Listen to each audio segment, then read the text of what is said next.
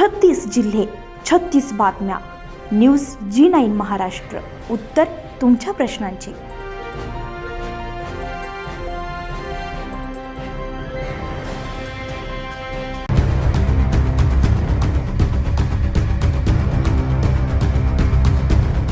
तिवसा तालुक्यातील ग्राम गुरुदेव नगर येथे एका अज्ञात घरावर चोरट्यांनी डल्ला मारत तब्बल 6,27,000 रुपये रोकड लंपास केल्याची खळबळजनक घटना उघडकीस आली आहे. ही घटना 2 जून 2026 रोजी रात्रीच्या 1:30 ते 3:30 वाजेच्या सुमारास घरी कोणी नसताना ही घटना घडली आहे.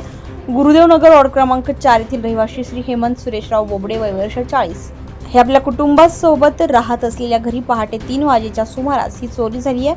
अज्ञात चोरट्यांनी घरात प्रवेश करत कपाट फोडून 6,27,000 रुपयांची रोकड चोरून नेली. या घटनेची माहिती मिळताच परिसरात एकच खळबळ उडाली आहे. श्री हेमंत बोबडे यांनी तातडीने घटनेची तक्रार तिवसा पोलीस स्टेशनमध्ये नोंदवली आहे. तक्रार मिळताच तिवसा पोलीस पथकानं तात्काळ घटनास्थळी धाव घेऊन पाहणी केली आहे. तसेच फॉरेन्सिक टीम यांनी सुद्धा पाहणी करून पोलिसांनी घटनास्थळाचा पंचनामा केलाय. अज्ञात चोरट्यांविरुद्ध गुन्हा दाखल करण्यात आलाय. तिवसा पोलीस या प्रकरणाचा पुढील तपास अत्यंत वेगानं करत आहे.